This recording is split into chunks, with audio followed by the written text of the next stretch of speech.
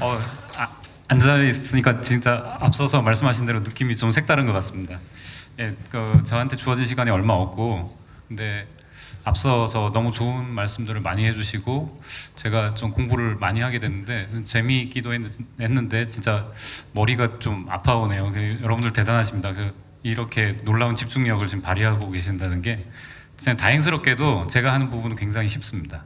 예, 그래서 편안한 마음으로 다큐멘터리 보시듯 그냥 시청을 하시면 되겠습니다. 먼저 제가 제일 어려운 부분부터 먼저 시작할게요. 생태학이라는 것도 많이 들어보셨을 겁니다. 이 생태학을 영어로는 이컬러지라고 얘기를 하는데, 이거 오이코스, 로고스를 합친 말입니다. 그래서 집과 학문을 뜻하는 건데, 쉽게 말해서 생물하고 환경이 서로 상호작용을 다루는 그런 학문이라고 보시면 됩니다. 근데 사실 아까 앞서서 말씀하셨던 어떤 뭐 신경과학이라든지 아니면 분자생물학이라든지 이런 모든 것들이 사실 생물하고 환경이 서로 관계를 맺지 않는 것이 없습니다. 그래서 모든 이 생명과학은 어떻게 보면 다 생태학의 범주에 들어간다고 보셔도 될 것 같습니다. 불살생이라는 주제를 좀 다뤄보겠는데요.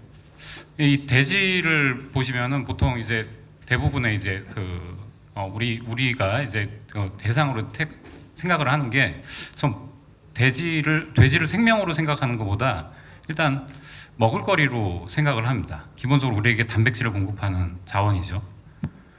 근데 얼마 전에 우리 코로나가 휩쓸고 가고 지금도 코로나가 또 다시 이렇게 창궐하고 또 그런다 그러는데, 우리 코로나 있을 때 코로나 걸렸다고 사람 이렇게 이렇게 격리시키긴 하지만 죽이고 그러지 않잖아요. 그렇지만 돼지는 구제역에 걸리거나 아프리카 돼지열병 발생을 하게 되면은 집단 몰살을 합니다. 전부 다 살생을 다 해버립니다. 왜? 전염병이 퍼지면 안 되니까. 사실 이 문제에 대해서 좀 심각하게 생각을 해본 영화가 한 편 있죠. 봉준호 감독의 옥자라는 거 혹시 안 보신 분 한번 보시면 좋을 것 같고요. 짧게 그냥 넘어가겠습니다. 근데 제가 이제 사실은 좀 아이러니인데, 우리가 살생을 하게 이런 가축들을 살생을 하게 되는 것은 일종의 어떻게 보면 좀 죄악 시되기도 좀 할 수도 있잖아요. 근데 사피엔스의 유발 하라리가 이제 이런 얘기를 하더라고요. 일종의 이렇게 가축들, 우리와 같이 살았던 그 가축들은 진화적으로 성공한 동물이다. 그러니까 지금까지 살아 있으니까요. 대부분의 대형 동물들은 멸종된 것들이 굉장히 많습니다. 우리 축제가 굉장히 지방자치단체 축제가 많아요. 그래서 울산 고래축제, 화천 산천어 축제 이런 축제들이, 다양한 축제들이 있는데, 울산 고래축제를 가게 되면요, 제일 먼저 사람들이 목적을 여기에 뭘로 두고 있냐면은 저렇게 고래랑 같이 노는 게 아닙니다. 고래고기 먹으러 갑니다. 그리고 산천어 축제 가서 마음껏 즐기면서 낚시를 하죠. 근데 우리가 이제 동물의 고통에 대해서 별로 감지를 하지 못하는 경우가 많습니다. 그래서 이 오징어 축제 가면 오징어 잡아가지고 저렇게 즐겁게 이렇게 노는데, 이런 쾌감을 느끼는 그런 과정에서 사실은 알고 보면은 그럼 동물은 아무 느낌이 없는가? 사실 그렇지 않거든요. 우리가 뒤집어서 생각해 보면은 입장을 바꿔서 한번 생각을 해보죠. 그래서 특히 가재 같은 생물, 바닷가재 같은 생물도 이렇게 뜨거운 물에 넣으면은 고통을 느끼지 않는다 이렇게 얘기를 하지만 굉장히 심각한 고통을 느낍니다. 웬만한 기본적인 신경 생물학적인 과정들이 인간과 거의 유사하게 발생하는 것을 이미 과학적으로는 다 증명이 되어 있습니다. 환경 문제를 좀 얘기를 하겠습니다. 이 생태계에는 일종의 천이라는 과정이 있습니다. 그래서 아주 처음에 지질학적으로 새로운 어떤 기질이 생기게 되면은 그 다음에는 초범류, 관목, 그 다음에 이제 호남림, 그리고 아주 큰 나무에 이르기까지 이런 숲이 생성이 되는 과정이 생겨요. 그러면서 자연스럽게 다시 예를 들어서 자연적으로 산불이 날 수도 있습니다. 그 산불이 나면 이게 다 없어지고 다시 새로운 생명체들이 군집을 이루면서 계속 살아갑니다.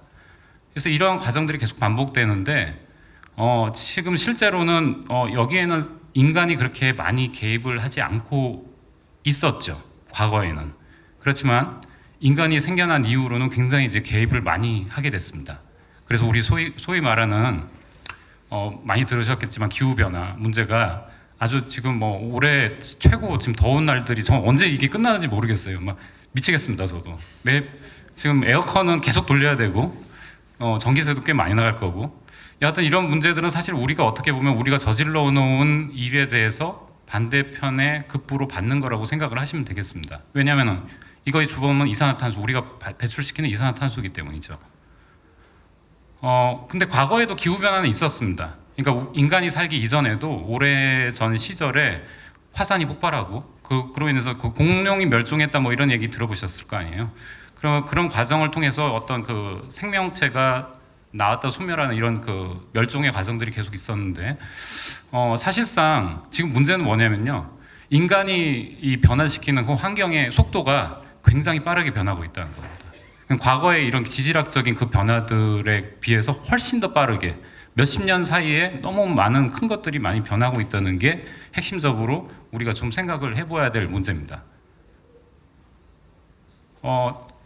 유명한 분이죠. 최진석 교수님이 그 탁월한 사회의 시선에서 여기 딱 뭐 책 표지에 나와 있듯이 우리가 시선을 가지는 높이가 우리 삶의 높이다 이런 얘기를 하셨더라고요. 그래서 저는 우리의 시선의 높이가 어디 있는지를 한번 고민을 해봤습니다. 지금 여기에 있는 것 같습니다. 우리나라 사람들은요. 그래서 근데 또 재미있는 게 원래 선사시대 때부터 우리는 아까 앞서서 그 전종환 교수님이 진화심리학 얘기를 하셨는데 오래전부터 사실은 이런 그 숲에 살기 좋아하고 이런 것들 습성을 가지고 있어요. 그러다 보니까 아파트를 지어도 숲세권 아파트를 좋아합니다. 그래서 그곳에 살고 싶어 하죠.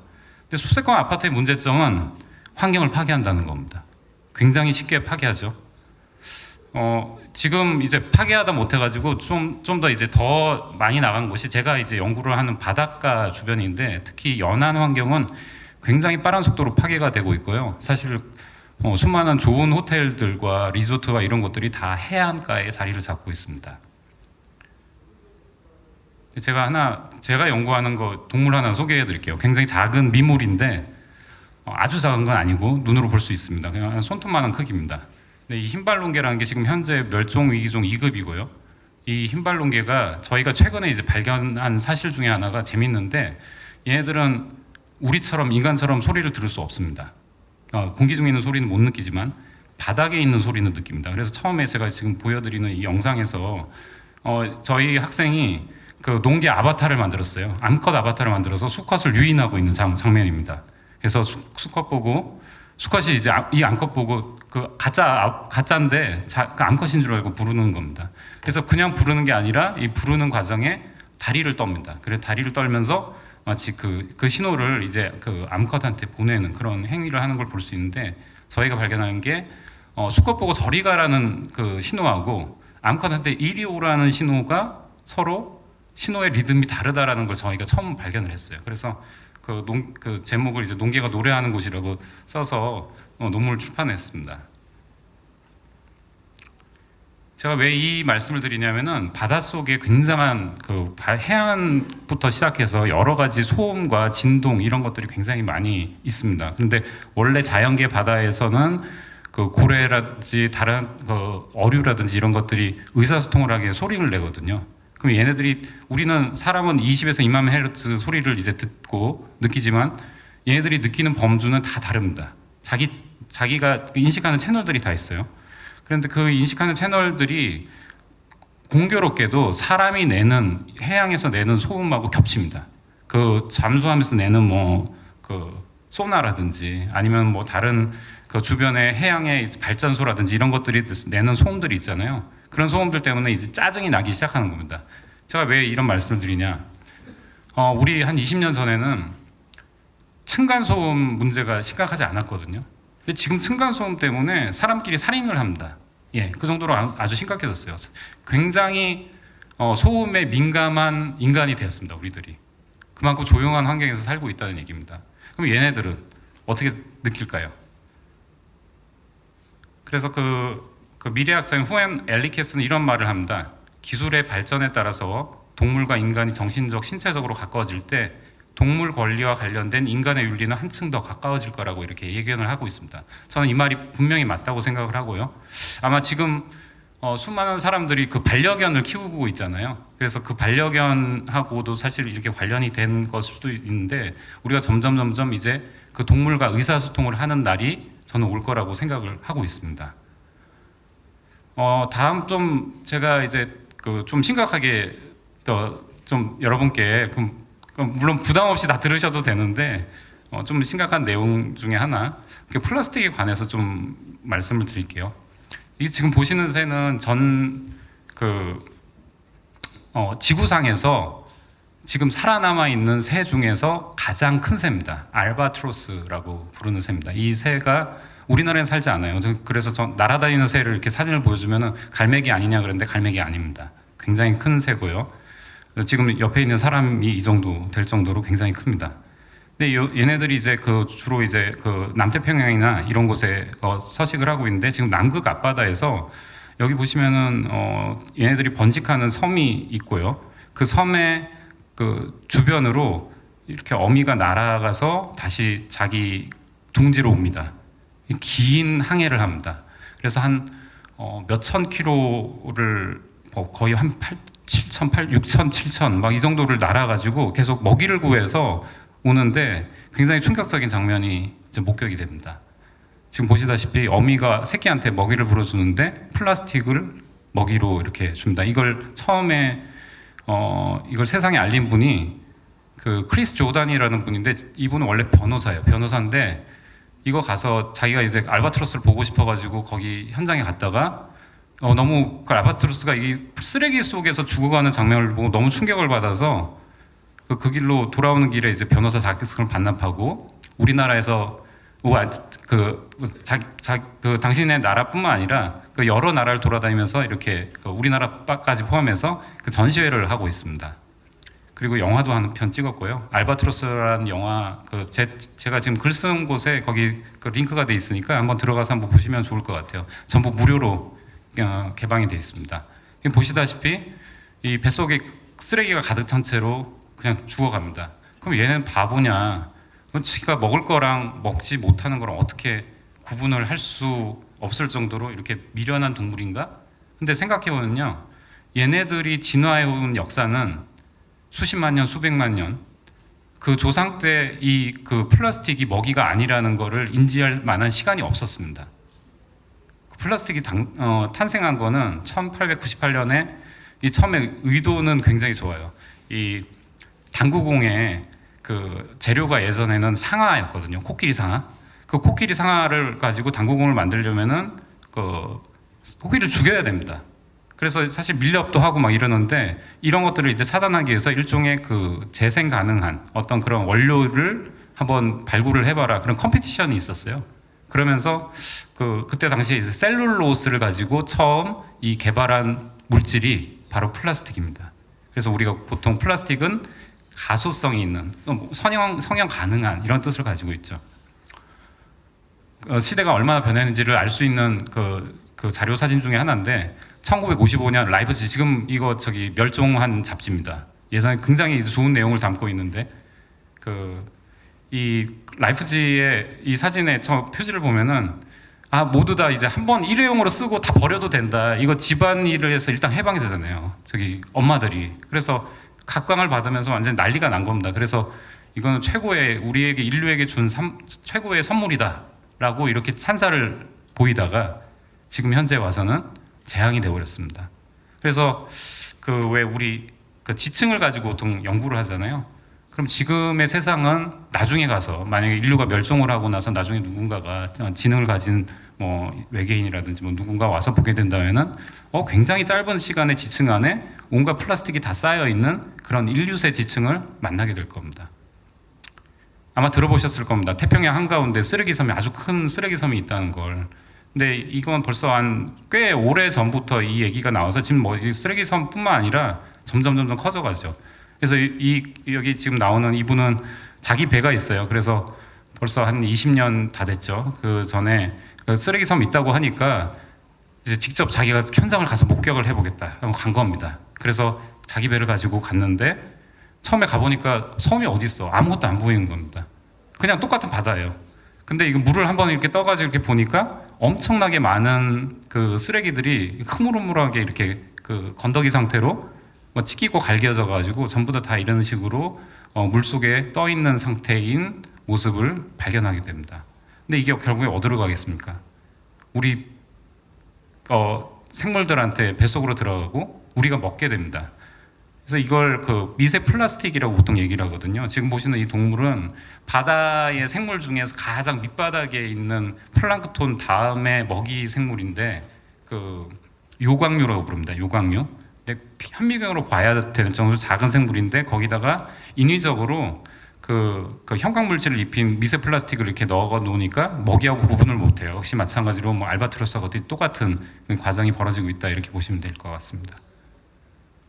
저희 연구진에서 연구를 한 내용인데 우리 그 제주도 앞바다나 뭐 제주도뿐만 아니라 전국의 연안에서 굉장히 많은 그 대형 해양 동물들이 혼액이 되고 있습니다. 잘 모르죠. 근데 이 혼액되는 애들 죽잖아요. 죽으면 저희가 이제 부검하러 가서 그 부검을 하면서 이제 미세 플라스틱이 예를 들어서 큰 플라스틱에서부터 작은 플라스틱까지 얼마나 있는지를 보게 됩니다.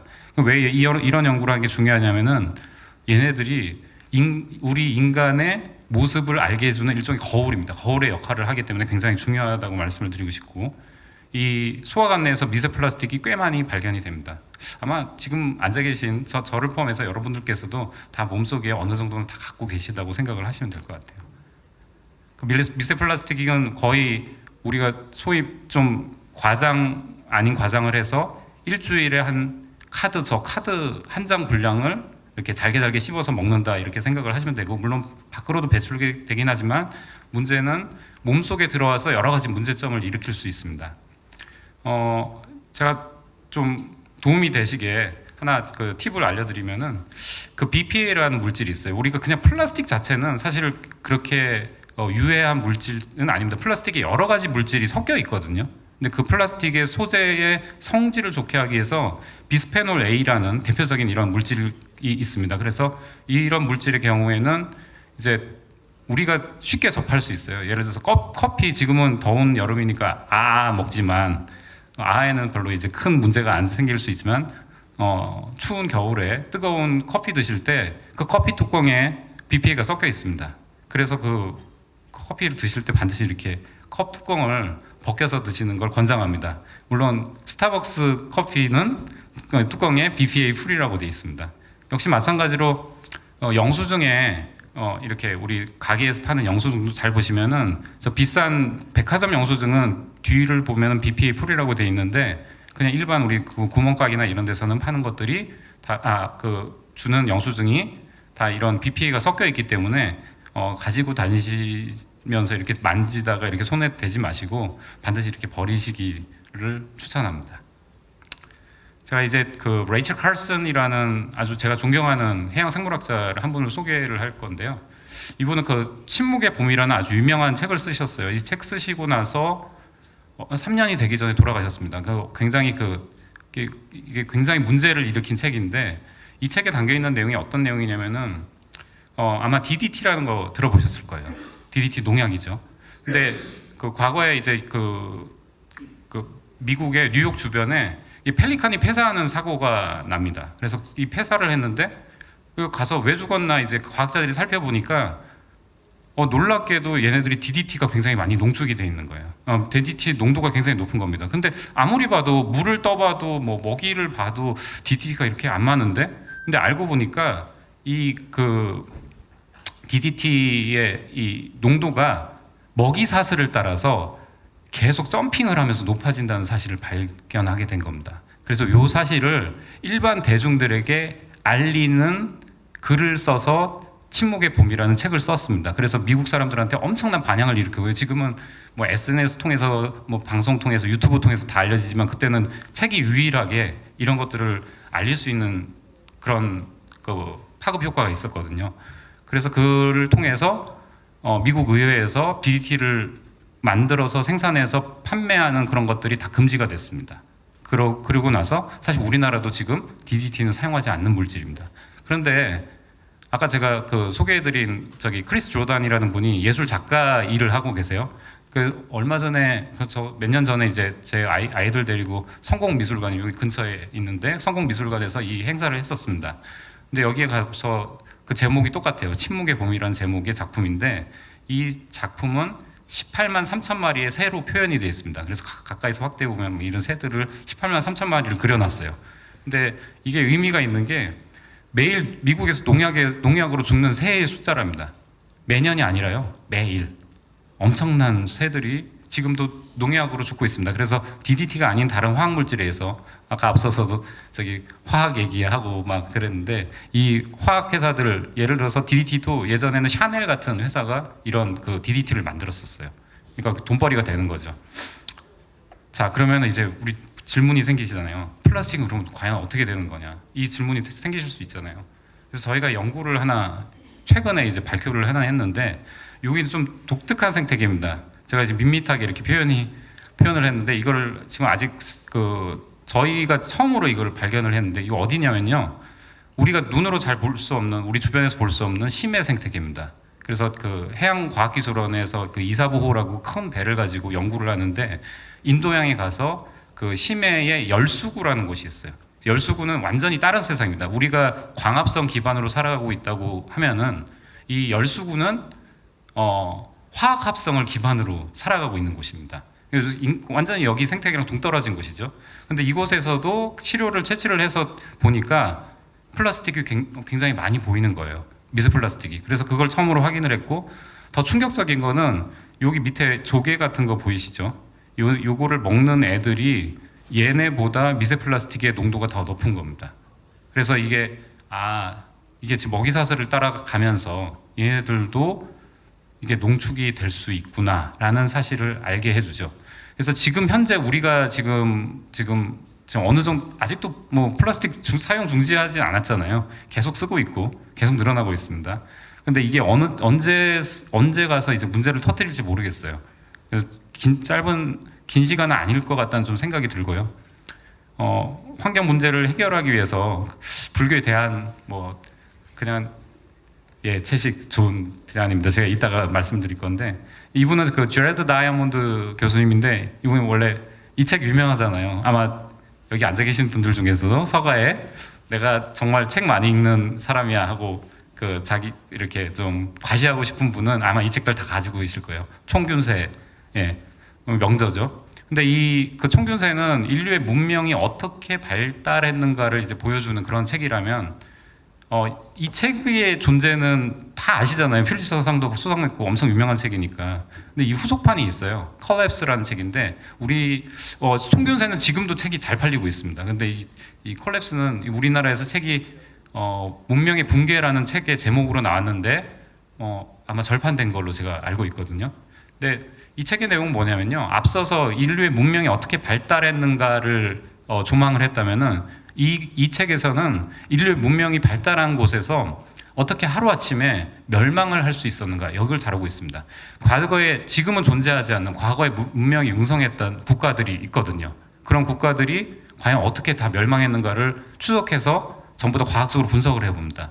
근데 이분이 재밌는 그 결론을 내려요. 뭐냐면은 환경을 처음에 이용하고 개발할 때 문명이 발달했는데 환경을 너무 파괴한 쪽이 빨리 망하더라는 겁니다. 그래서 굉장히 그 시사하는 바가 크죠. 그 시애틀 추장이라고 제가 시애틀에 한번 이렇게 저희 가족들하고 이제 갈 일이 있어서 시애틀 가기 전에 저희 애들한테 무슨 책을 읽어줄까 하다가 시애틀 제목으로 찾다가 이 책이 나온 겁니다. 원래 미국의 시애틀은 그 시애틀 추장의 이름을 딴 책입니다. 아메리칸 인디언이고 그 추장이 그때 당시 이제 미국의 그 아메리칸 인디언에 대한 회유 정책이나 억압 정책을 썼잖아요. 그러면서 그 시애틀 추장한테 가서 이런 얘기를 합니다. 그 당시 그 대통령이 이 땅을 팔라고 너 가진 땅 좀 팔아라 이렇게 얘기를 하는 겁니다. 돈 줄 테니까 충분하게 먹고 살 만큼 줄 테니까. 그래서 갑자기 노발대발하면서 시애틀 추장이 아니 원래 땅이 주인이 없는데 무슨 땅을 팔라는 거냐고 그런 얘기를 해요. 그래서 그 다음에 시애틀 추장의 연설이 있습니다. 그래서 이 연설문을 여기다가 이 어린이 책에다 담았거든요. 내용이 너무 좋아서 제가 그냥 일부 발췌를 했습니다. 제가 한번 읽겠습니다. 언젠가 내 아버지가 내게 이런 말씀을 하신 적이 있다. 나는 나무들 몸속에 흐르는 수액을 내 혈관을 흐르는 피처럼 잘 알고 있노라고. 우리는 이 땅의 일부고 이 땅은 우리의 일부라고. 대지 위에 피어나는 꽃들은 우리의 누이들이라고. 곰과 사슴과 독수리는 우리의 형제라고. 바위산 꼭대기 널따란 들판 그 위를 날리는 말들 그 모두가 한 가족이라고. 우리는 알지. 세상을 우리 하나로 엮는 핏줄처럼 서로 연결돼 있다는 것을. 우리들 사람이 이 생명의 그 눈물을 엮는 것이 아니라 우리는 단지 그 그물 속에 들어있는 하나의 그물고일 뿐. 우리가 이 그물을 향해 무슨 일을 하든 그것은 곧바로 우리가 우리 자신에게 하는 일. 굉장히 교훈적이에요. 사실 이런 얘기가 앞서 제가 소개해드렸던 레이첼 칼슨이라든지 제레드 다이아몬드 교수님이라든지 다른 분들이 다 밝히려고 하셨던 그런 얘기들이고 그 내용들이 다 녹아 있습니다. 그래서 이게 좀 이렇게 생각을 뭔가 이렇게 깨달음이 있는 분들은 이런 것들이 다르구나라는 걸 우리가 알 수 있죠. 제가 하나 연구에 이런 게 있습니다. 이거 굉장히 생태학에서 이제 연구를 많이 하는 주제 중에 하나인데 그 영양단계 연쇄 효과라는 게 있어요. 뭐냐면 쉽게 말해서 도미노 효과입니다. 도미노 효과. 그래서 여기에 지금 한 예시인데 굉장히 많은 예시가 있습니다. 이 보시면은 미국의 캘리포니아 해달이 살고 있어요. 해달이 사는데 그 해달이 성게를 먹습니다. 그 성게가 이 해조류를 먹어요. 이 정상적인 이 관계가 유지가 되고 그 상호관계가 유지가 되고 있는데 그 옆을 보시면은 얘네들이 지금 범고래가 들어오기 시작합니다. 범고래는 왜 들어왔냐면은 인간이 너무 물고기를 많이 잡아가지고 얘네가 먹이가 없어진 거예요. 그래서 뭘 먹으러 왔냐면은 해달을 먹으러 옵니다. 그 해달이 줄어들어요. 그런 다음에 성게가 늘어납니다. 성게가 늘어나면 이 갈조류 숲이 사라집니다. 이거 소위 우리 갯녹음 이런 거 들어보셨잖아요. 그래서 이런 현상들이 나타나는 것이 굉장히 많이 있는데 유감스럽게도 인간이 저지른 일이 다시 인간에게 돌아오는 거는 분명히 있을 텐데 그런 연구들은 아직까지 많이 수행이 되고 있지 않아요. 예, 과거 코로나 겪으면서 우리 버린 그 플라스틱 쓰레기들 굉장히 많죠. 근데 저 목이 말라서 플라스틱 병에 있는 물 좀 마셔야 될 것 같습니다. 음식 배달 쓰레기 이런 거 하면서 많이 나오고 우리 음식물 요즘에 진짜 과다하게 배출 이거 버리잖아요. 그래서 아까 말씀하시면 채식 말씀하시고 그러는데 그 방송 보다가 어서 한국은 처음이지 외국인들이 이렇게 절에 가서 이제 바루공양 처음 이렇게 하는 거 경험하더라고요. 저도 몇 번 이제 불교 학생회 하면서 이렇게 경험을 해봤는데 아주 좋았습니다. 근데 그런 경험들이 사실 이런 그 바루공양 문화는 굉장히 우리가 이제 앞으로 지향을 해야 되는 그런 어떤 지점이라고 저는 생각을 하거든요. 너무 지금 낭비가 너무 심하죠. 또 하나 제가 하고 싶은 얘기는 이렇게 아까 먹이사슬 단계를 따라가면서 농축이 되잖아요. 이건 또 다른 문제인데 에너지가 예를 들어 참치 100g 키우기 위해서 식물 플랑크톤이 얼마나 필요할까를 계산을 해보면 영양 단계가 이렇게 거듭하면 거듭할수록 우리가 효율 얘기하잖아요. 그 효율이 떨어지게 됩니다. 그래서 참치 100g 먹이려면은 1kg 중간 크기 어류 섭취를 해야 되고 그러니까 또 이 애를 먹이기 위해서 10배나 더 큰 애들을 먹여야 됩니다. 그러다 보면은 식물 플라크톤이 한 1000kg 정도가 필요해요. 그만큼 많이 필요하죠. 그래서 이런 것들이 있게 되는데 결국 무슨 얘기냐? 사실 생태학적으로도 이 채식은 사실은 굉장히 이제 좋은 점이 있는데 채식을 못하더라도 사실 먹이 단계 하위에 있는 생물들을 먹는 편이 생태계에서는 건강하다. 그래서 참치를 먹는 것보다 작은 멸치를 드시라. 예, 아니면은 꽁치, 그런 걸 드시는 걸 권유합니다. 저 채식은 못하는 채식주의자가 아닙니다. 근데 1년에 하루는 일단 무조건 정해놓고 제가 채식을 하는 날로 한 10몇 년 지금 하고 있습니다.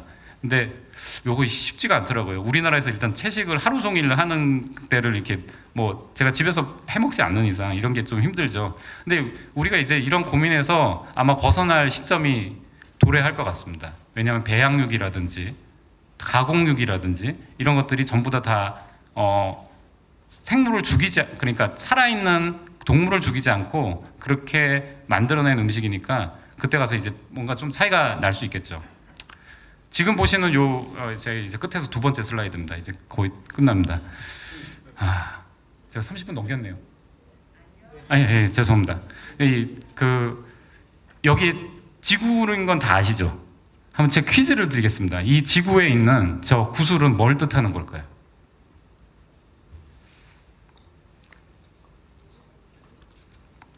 예, 맞습니다.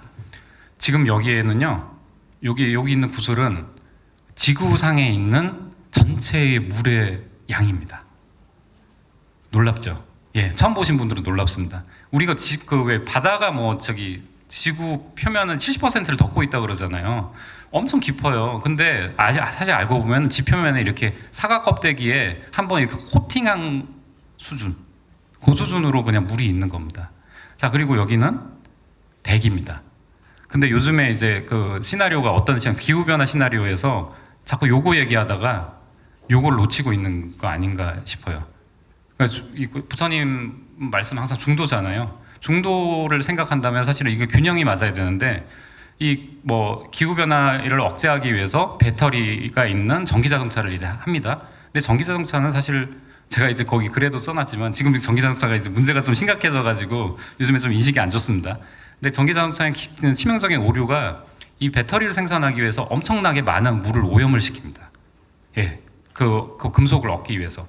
그래서 사실 그런 점을 생각한다면 우리가 이 깨끗한 공기를 마시기 위해서 우리가 먹는 물을 오염시키는 게 아닌가라는 걸 한번 생각을 해보셨으면 좋겠습니다. 제 마지막 슬라이드인데요. 이거 제가 찍은 것도 아니고 벌써 저는 사실 지구 모습을 이런 모습을 제가 우주에 가서 본 적이 없습니다. 아마 여러분도 보신 적이 없을 겁니다. 근데 이걸 지구라는 거 다 아십니다. 이 지구가 Earth Rise, 지구 도지라는 그런 사진인데 인류가 처음에 달에 가서 이렇게 착륙해서 우리 디딘 것이 아폴로 11호예요. 근데 아폴로 11호 전에 아폴로 8호가 이 사진을 찍었습니다. 근데 이 사진을 이렇게 찍어서 지구로 전송을 했는데 그때가 마침 1968년 12월 24일입니다. 왜 크리스마스 이브잖아요. 엄청 사람들 들떠 있는데 이 사진을 딱 전송을 받았을 때 사람들이 한 번도 이 사진을 본 적이 없거든요. 그러니까 딱 느낌이 어땠을까요? 예, 그 다음에 제가 이제 글에 인용을 한 게 있는데 미국 시인 아치볼드 맥클릿이라는 분이 뉴욕 타임스에 이런 글을 남깁니다. 영원한 고요를 떠다니는 작고 푸르고 아름다운 지구를 진정으로 보는 길은 우리 자신을 지구의 탑승자로 인식할 때부터다.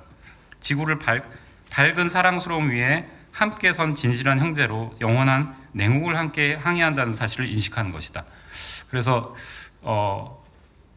제가 이제 이런 질문들을 합니다. 대부분 이제 대중 강연이나 이런 거 가면은 알고서 나쁜 일하고 하는 게 나빠요, 모르고서 나쁜 일 하는 게 나빠요 이러면 다들 알면서 나쁜 일 하는 게 나쁘다고 다 그러세요. 윤리적으로는 그게 나쁘죠. 근데 저는 밀린다 왕문경에 왕한테 그때 왕이 이렇게 나가사네 정자한테 물어봅니다.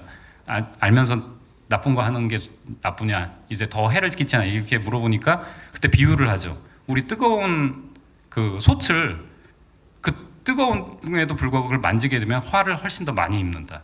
그래서 사실은 알고서 모르고 나쁜 일을 하는 것이 더 엄청난 그런 효과를 가져올 수 있다라는 얘기를 합니다. 똑같습니다.